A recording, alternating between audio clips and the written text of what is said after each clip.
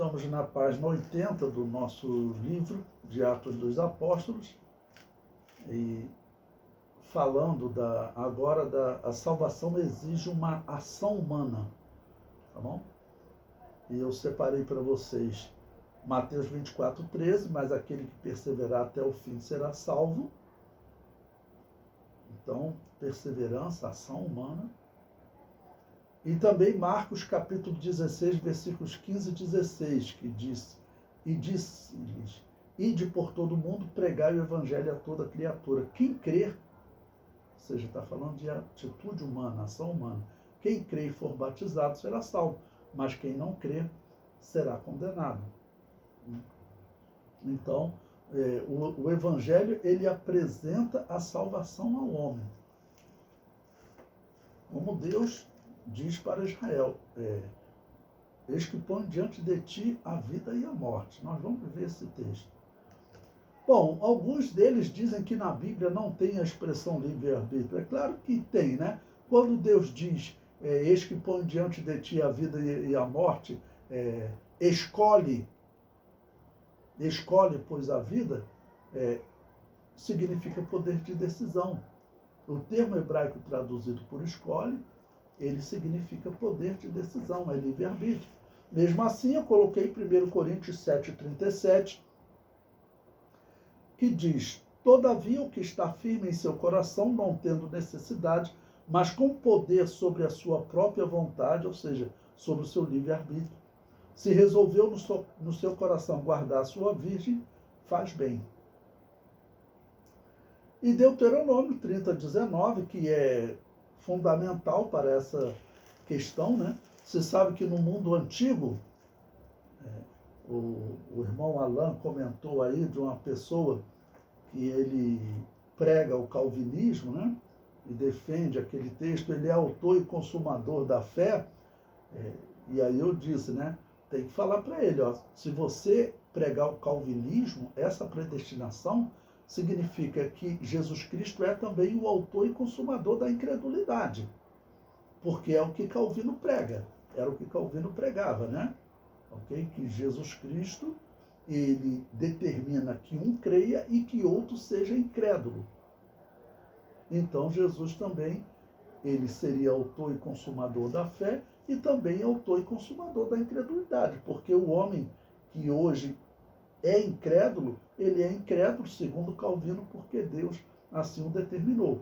Então, lembre-se, se você chegar para um israelita e perguntar a ele se ele acredita em livre-arbítrio, todo israelita acredita em livre-arbítrio. Só alguns israelitas que estão envolvidos com paganismo, como cabala, racidismo, esses negam o livre-arbítrio. Esses negam o livre-arbítrio. Mas, se você perguntar, eles vão dizer, por que eles acreditam em livre-arbítrio? Exatamente esse texto de Deuteronômio 30:19. E presta atenção numa coisa importante. No mundo antigo, só Israel acreditava no livre-arbítrio. Todos os outros povos acreditavam, todos os pagãos acreditavam que o homem não tem livre-arbítrio, que os deuses determinavam tudo. E aí o que aconteceu? A Igreja Católica, a Igreja Pagã, acabou adotando essa doutrina. Os homens que adotaram essa doutrina da predestinação, eles fizeram isso na Igreja Pagã, acreditando em purgatório, fazendo invocação ao mundo dos mortos, participando de uma sessão igual àquela que Saul participou. Ok? Bom, então Deuteronômio 30:19 diz: Os céus e a terra tomo hoje por testemunhas contra ti, que te tenho proposto a vida e a morte, a bênção e a maldição. Escolhe, pois, a vida para que vivas, tu e a tua semente. O termo escolhe aqui, no hebraico, significa poder de decisão, é o termo bahá, significa poder de decisão. Ou seja, livre-arbítrio, poderia ser traduzido, né? Usa o seu livre-arbítrio para escolher a vida, para que vivas, tu e a tua semente. Poderia estar traduzido assim. Escolhe claro, significa poder de decisão. Bom, aí eu comento abaixo, né? Israel fez a sua escolha. Cito como exemplo Josué 24, versículos 15 a 17, né? Porém, se vos parece mal aos vossos olhos servir ao Senhor, escolhei hoje a quem servais. Novamente, eles têm poder de decisão, né? Se os deuses a quem serviram vossos pais, que estavam da além do rio, ou os deuses dos amorreus em cuja terra habitais. Porém, eu e a minha casa serviremos ao Senhor. Então respondeu o povo e disse: nunca nos aconteça que deixemos decisão deles. Está falando de decisão humana. Nunca nos aconteça que deixemos o Senhor para servirmos a outros deuses. Porque o Senhor é o nosso Deus. Ele é o que nos fez subir, a nós e a nossos pais, da terra do Egito, da terra da servidão, e o que tem feito esses grandes sinais aos nossos olhos, e nos guardou por todo o caminho que andamos, e entre todos os povos pelo meio dos quais passamos. Né? Então, o texto também é claro, é escolha. Quando chega nos dias do Novo Testamento, o povo faz a sua escolha. Se eles fazem escolha, isso significa livre-arbítrio. Tanto que Jesus Cristo chega diante de Jerusalém, fala: Jerusalém, Jerusalém, quantas vezes eu quis te ajuntar, como a galinha junta os seus pintinhos. Então, ele está dizendo que ele queria salvar os israelitas, ele queria salvar todos os israelitas. É isso que ele declara, que a Bíblia declara diversas vezes, que Deus quer que todos venham ao conhecimento da salvação. Ok? Bom, e também o exemplo de 1 Reis 18, 21. Então Elias se chegou a todo o povo e disse: até quando cocheareis entre dois pensamentos? Se o Senhor é Deus, segui-o, e se Baal, segui-o. Porém o povo lhe não respondeu nada. Então, veja que a atitude deles. Eles estavam divididos entre dois pensamentos. Por que vocês ainda cocheareis entre dois pensamentos? Se o Senhor é Deus, seguiu. Se Baal, seguiu. Eles estavam querendo servir a Deus e a Baal ao mesmo tempo. Não dá. Porque no momento em que você adota a fé de Baal, Deus se afasta de você. E eu garanto para você, não é ilustração, eu garanto para você, calvinismo é a religião de Baal. Calvinismo é a religião de Baal. Porque ela prega outra doutrina da salvação. A religião de Baal, ela nasceu aonde? Ela nasceu lá na Torre de Babel. A Torre de Babel, o que nasceu lá também? Qual a crença que nasceu na Torre de Babel? A crença no horóscopo. Você pode pesquisar todo o livro de religião que você pegar, vai te dizer isso. A crença no horóscopo nasceu lá na Torre de Babel. Era a religião que dominava o mundo antigo.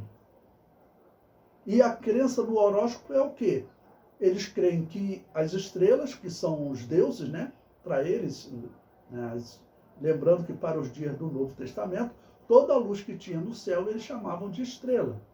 Então, estou falando no tempo bíblico. Hoje, se for falar, para eles por exemplo, Júpiter não é uma estrela, é um planeta. Mas nos dias do Novo Testamento, os romanos, todos os cananeus, para eles era tudo estrela. Júpiter era uma estrela, assim que eles pensavam. Né? Então, bom, eles pensavam que esses corpos celestes aqui acima de nós, eles determinavam as nossas ações. Até hoje eles acreditam nisso. Eu falo para vocês de forma clara para vocês vigiarem, para vocês não perderem a salvação. Falo isso de maneira clara para vocês. Não existe diferença entre calvinismo e horóscopo. Ambos acreditam na mesma coisa, que as ações dos homens estão determinadas.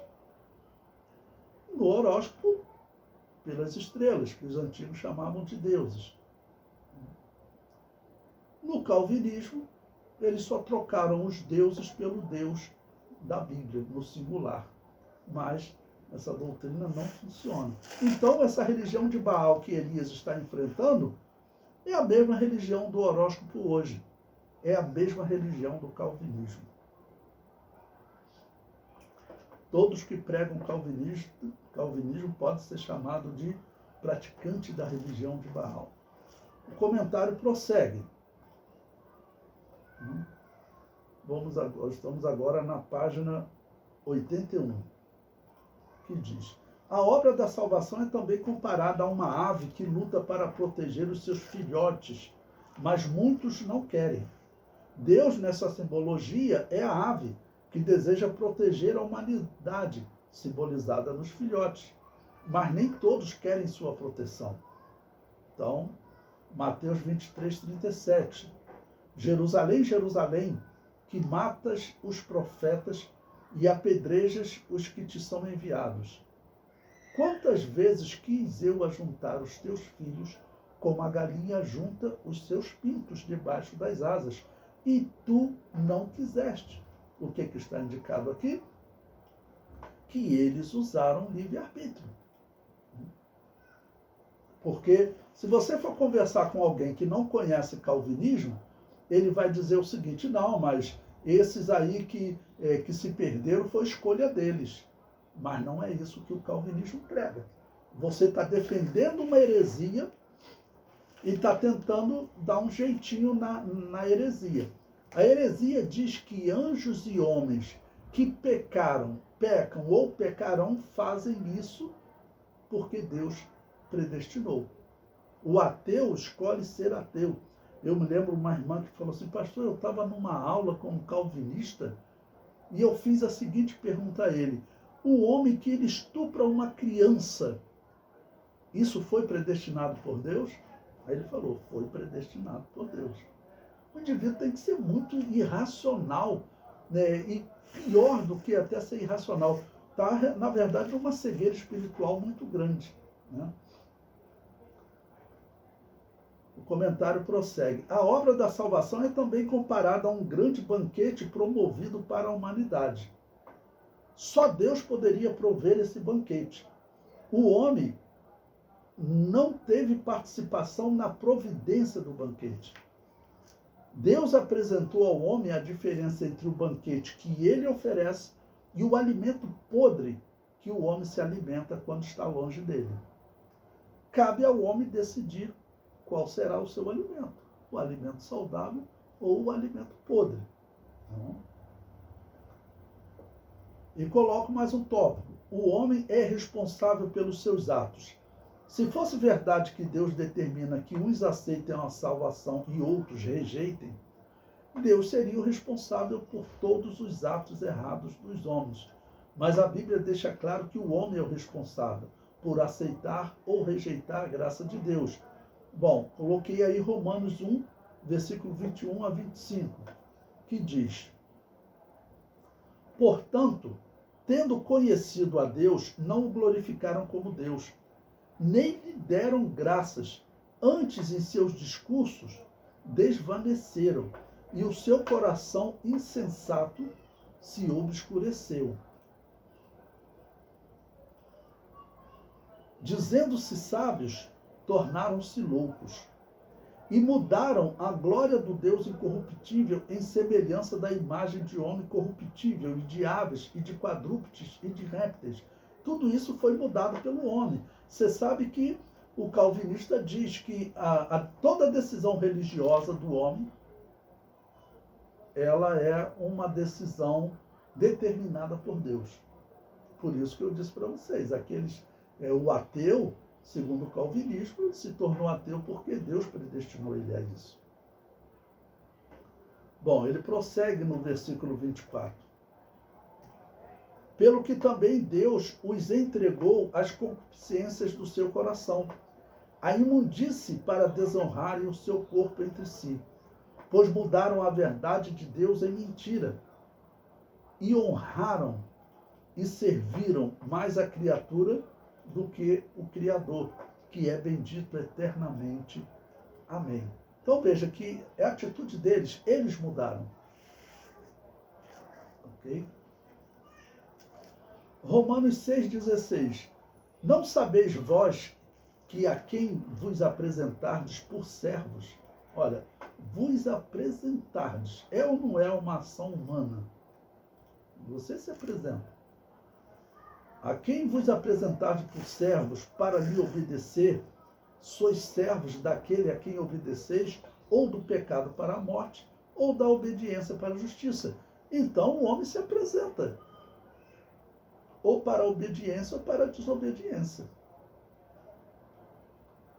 Bom, coloquei também Jeremias 18, versículos 7 a 10. No momento em que eu falar contra uma nação e contra um reino, para arrancar e para derribar e para destruir, se a tal nação contra a qual falar se converter, olha, se converter, isso é ação humana. Se ele se converter da sua maldade, também eu me arrependerei do mal que pensava fazer. Se o calvinismo fosse verdade, seria o seguinte, né? Deus, então, enviou, vamos dizer, determinou que o homem escolhesse o pecado, que é a decisão religiosa. Aí Deus envia o profeta, determina, predestina o profeta a pregar. E a esses que ouvem a pregação, alguns Deus predestina ele a arrepender-se, a se converter da sua maldade, e a outro não. É isso que eles pregam. Versículo 9. E no momento em que eu falar de uma gente, de um reino, para o edificar e para plantar, se ele fizer o mal diante dos meus olhos, não dando ouvidos à minha voz, então me arrependerei do bem que tinha dito que lhe faria.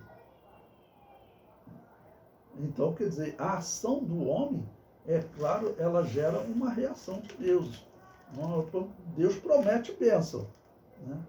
Eu prometi mal, mas aí eu volto atrás, não vou lhe abençoar, porque essa bênção, no caso, é condicional.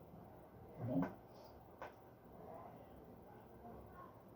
Bom, separei também 2 Coríntios capítulo 4, versículos 3 e 4.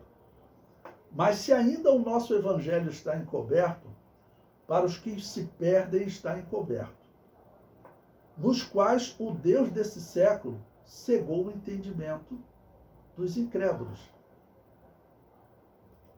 para que não lhes resplandeça a luz do evangelho da glória de Cristo, que é a imagem de Deus. Pois bem, quem cegou o entendimento dos homens? Foi Deus desse século, que é Satanás. Mas, segundo o calvinismo, foi Deus.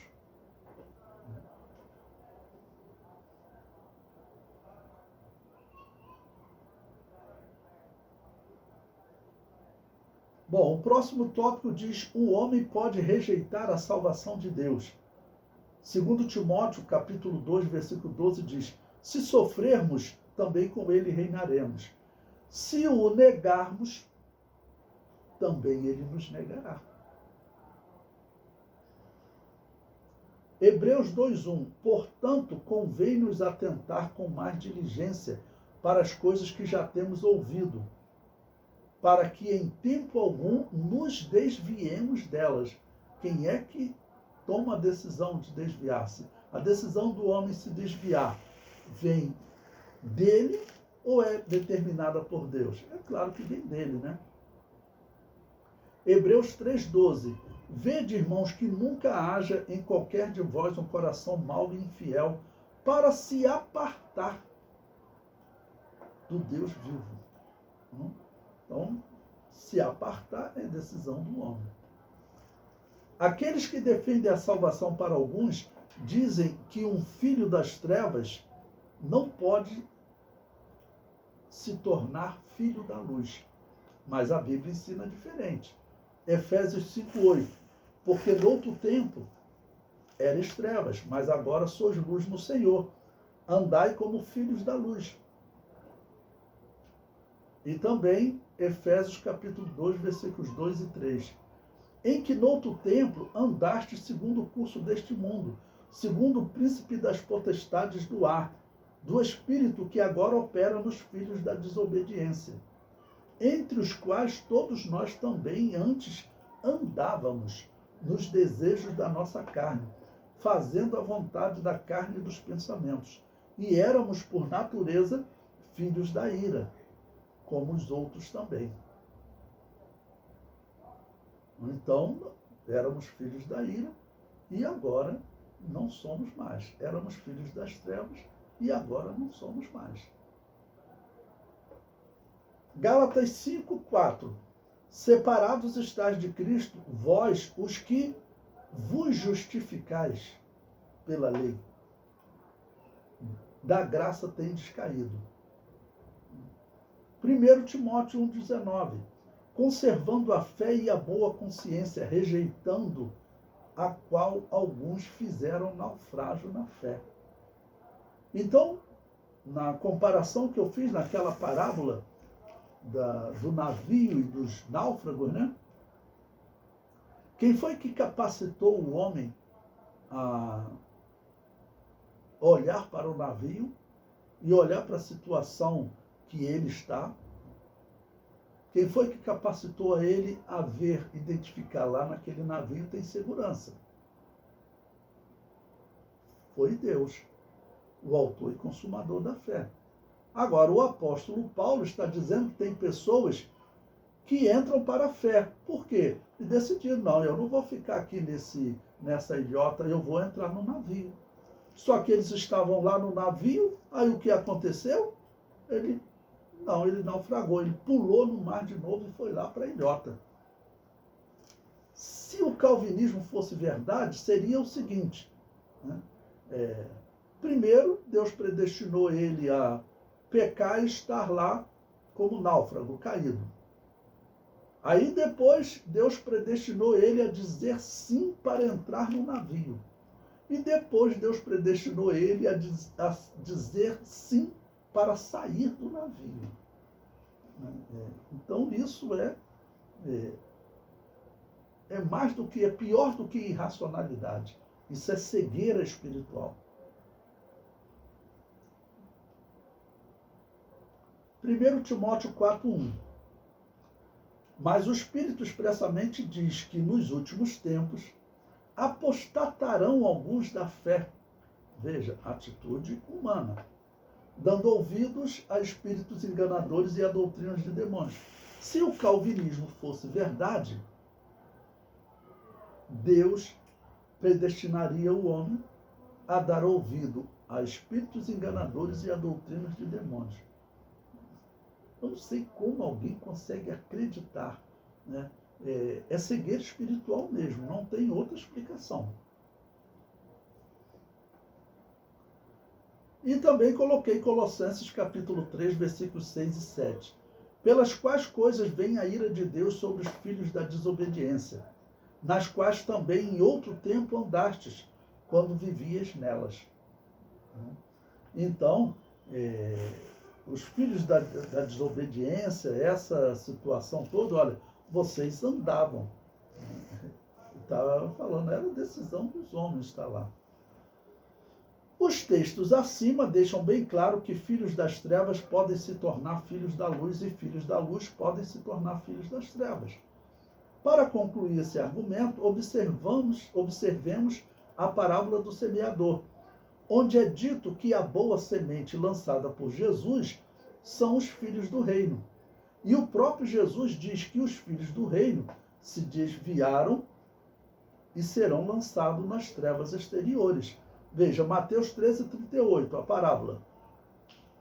O campo é o mundo. A boa semente são os filhos do reino. E os joios são os filhos do maligno. Aí quando chega em Mateus 8, versículos 11 e 12, mas eu vos digo que muitos virão do Oriente e do Ocidente, e assentar-se-ão à mesa com Abraão, Isaque e Jacó no reino dos céus.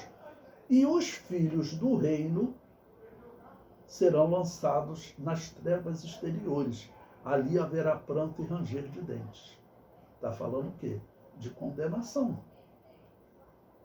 As trevas exteriores, né, que normalmente era usado como numa casa, você sabe que Israel é uma região fria, né, à noite, é calor durante o dia e frio à noite.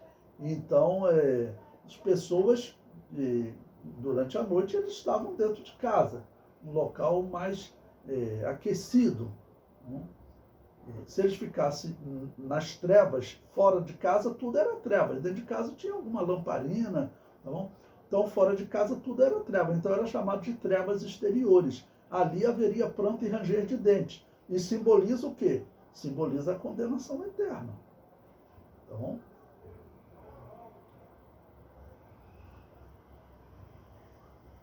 E eu faço então uma pergunta agora. Quais as consequências da aceitação da teoria da salvação só para alguns?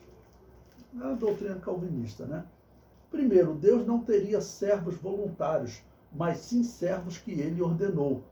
E essa aqui é uma questão importante, porque nós somos servos voluntários, significa que nós estamos aqui porque nós amamos o plano da salvação. Nós vemos o que a Bíblia diz sobre o plano da salvação e nós amamos, porque Deus veio, tomou a forma de homem e foi assim até a morte de cruz para nos salvar. Esses pobres pecadores, tá bom? Então, nós escolhemos servir a esse Deus bondoso. É diferente de, não, eu estou aqui porque Deus predestinou. Então, Deus não seria um Deus bem amado. Ele seria amado porque ele ordenou que os homens amassem ele.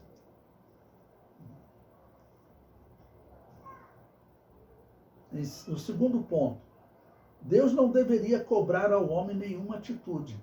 Se as atitudes do homem são determinadas por Deus, por que ele, na Bíblia, por diversas vezes, ele exorta o homem a escolher a vida, e aqueles que escolhem a morte, né, escolhem a maldição, ele cobra desses homens, envia profeta para que esses homens mudem de vida.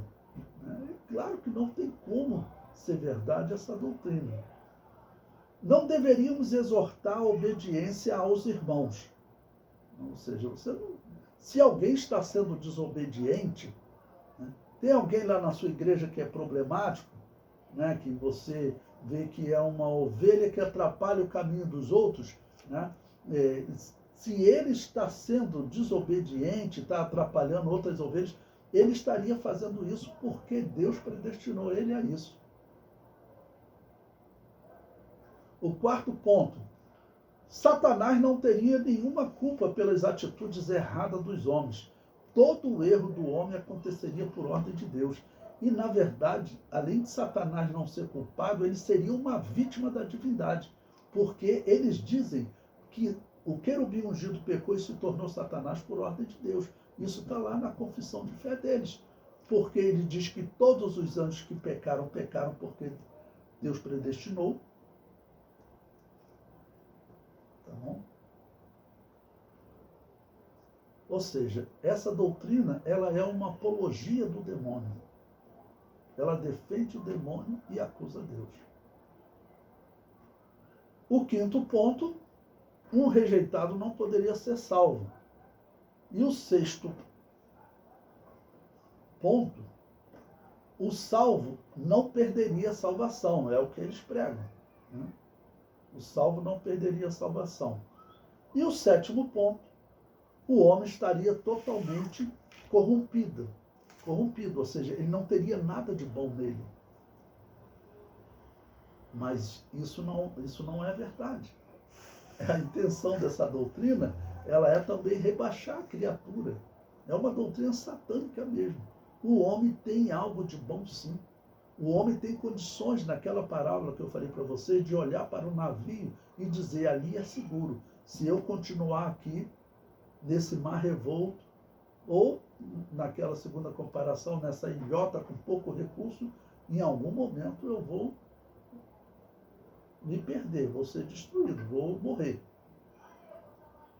Então eles dizem, eles pregam a doutrina da corrupção total. Eu digo que Satanás é calvinista, o demônio é calvinista. Por quê? Porque quando ele foi diante de Deus, ele defendeu a doutrina da corrupção total. O que Satanás está defendendo diante de Deus é que o homem que serve a Deus, como Jó servia, ele faz isso por interesse. Tira, porém, o que ele tem e verás que ele blasfema de ti na tua face. Ou seja, não existe arrependimento. O homem não tem nada de bom. Satanás está defendendo a doutrina da corrupção total. E é o que Calvino defende. Bom, eu comento abaixo. O homem estaria totalmente corrompido. Isso não é verdade. Quando a Bíblia descreve o estado do homem, deixa claro que a opção de estar separado de Deus acontece devido a uma ação do homem. A salvação pode ser também comparada a certo homem que adquiriu uma grande quantidade de terras para cultivar o solo. O grande conhecedor do ato de cultivar a terra lhe disse antecipadamente: você colherá o que você plantar. Se plantares espinhos, não colherás sombra, nem alimento, e tu te ferirás nos espinhos. Se plantares trigo, colherás alimento, e não te ferirás em espinhos. A salvação é também comparada a um fruto resultante de uma árvore. Agostinho apresentou a sua interpretação. O grande conhecedor determinou antecipadamente, ou seja, predestinou, que alguns plantariam um espinheiro e outros, o grande conhecedor determinou antecipadamente, predestinou, trigo. A verdadeira interpretação diz que o grande conhecedor determinou antecipadamente, predestinou, que ficaria sem colheita quem plantasse espinho e teria boa colheita quem plantasse trigo. A segunda interpretação está correta, pois ela se compatibiliza com as palavras de Jesus descrevendo a salvação. Quem crê e for batizado será salvo, mas quem não crer será condenado. O que Jesus está dizendo aqui? Vamos também detalhar para vocês. O apóstolo Paulo usou o termo predestinação, mas agora utilize o termo predestinação que o apóstolo Paulo falou, comparando com esse texto de Marcos 16, versículo 16.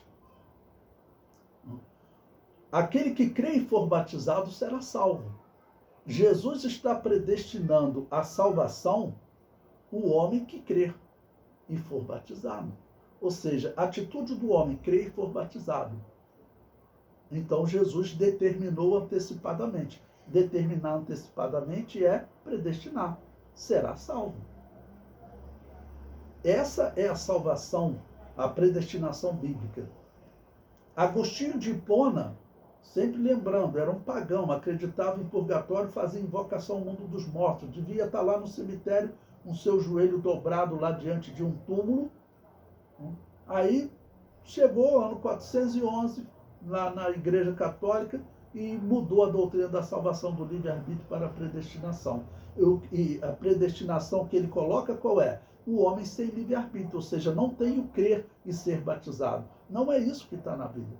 Jesus traçou um destino antecipado, ou seja, predestinou a salvação, dependendo do homem crer e ser batizado. Dependendo do homem usar o seu livre-arbítrio para crer e ser batizado. E a segunda parte do versículo: mas quem não crer será condenado. Ou seja,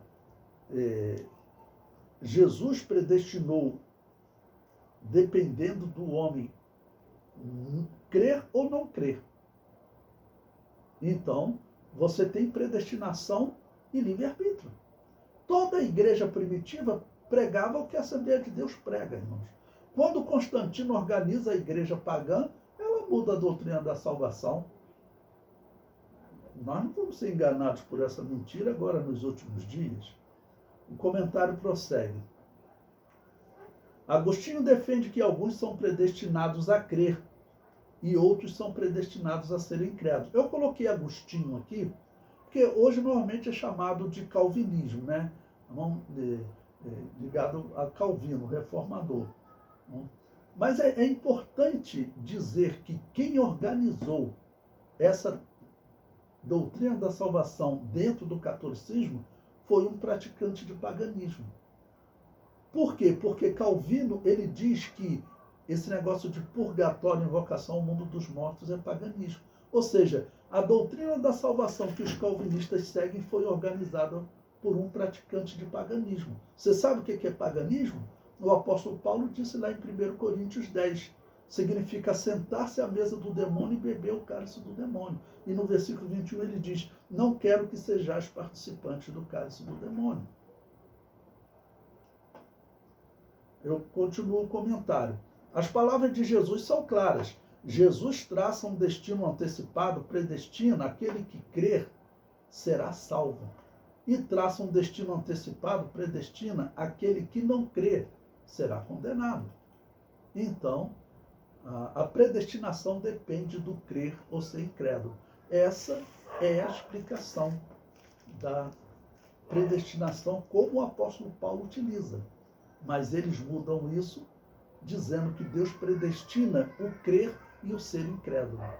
Está aí a heresia. Né?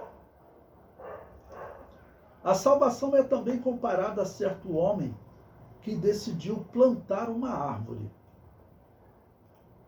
A interpretação da predestinação elaborada pela Igreja Católica na pessoa de Agostinho é comparável a um galho ruim que vive em uma região de ar contaminado, preso a um tronco ruim, que se alimenta através de raízes ruins, que por sua vez estão postas em um terreno ruim e que por fim é irrigada por uma água podre, mas que eles defendem e acreditem que pode gerar um bom fruto. Por quê? Porque Agostinho de Hipona era um pagão, estava numa igreja que praticava paganismo. Você vai acreditar que Deus usou esse homem para corrigir a doutrina da salvação que a igreja primitiva pregava? Porque é sabido que toda a igreja primitiva pregava o livre-arbítrio.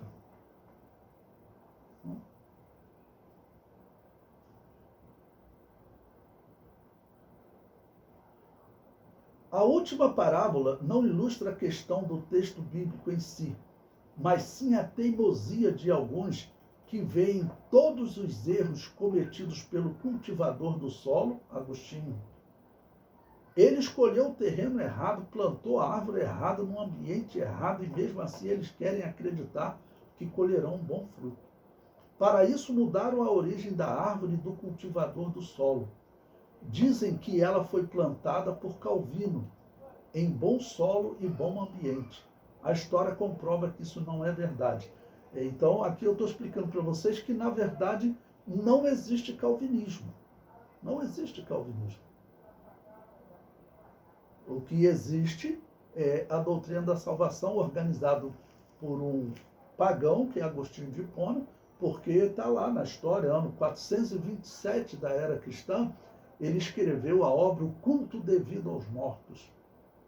E eu sempre falo, se a Assembleia de Deus seguir por esse caminho de calvinismo, o fim do calvinismo é a Igreja Católica. Pesquisa na internet aí como os calvinistas estão se convertendo ao catolicismo.